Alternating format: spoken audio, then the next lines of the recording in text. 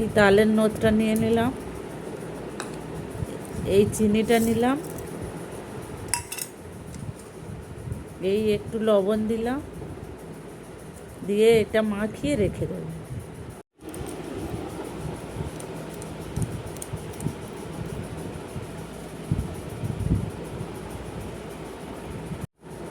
চিনিটা বেশ গুলে গেছে।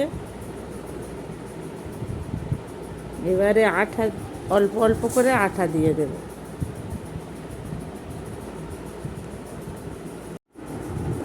এবার আঠাটা দিয়ে দিচ্ছি। এরকম অল্প অল্প করে আঠা দিয়ে রুটির মতো একটা মাখা তৈরি করতে হবে।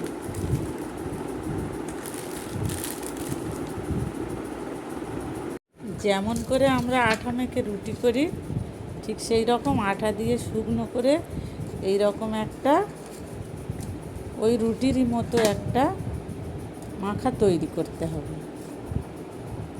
এবারে রুটির মতো লেচি কেটে যেমন সাধারণ রুটি করে এইভাবে করতে হবে। এবারে আঠা থেকে এইরকম ছোট্ট ছোট্ট লেচি করে নেব। এরকম ছোট্ট ছোট্ট লেচি কেটে নেব। এই যে রুটির লেচিগুলো কাটা হয়ে গেছে। এই যে রুটিগুলো এবার বেলে নিচ্ছি।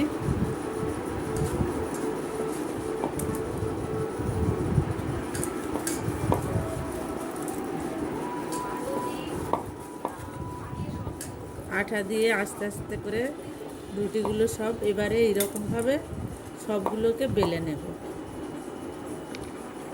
রুটিগুলো সব বেলা হয়ে গেছে।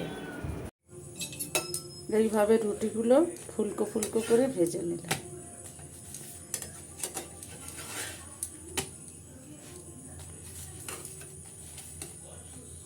খুব সুন্দর ফুলেছে রুটিগুলো।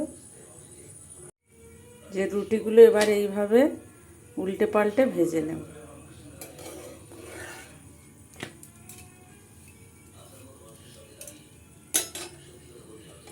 তাল দিয়ে এইভাবে রুটি বানিয়ে খেয়ে দেখবেন, খুব ভালো লাগবে।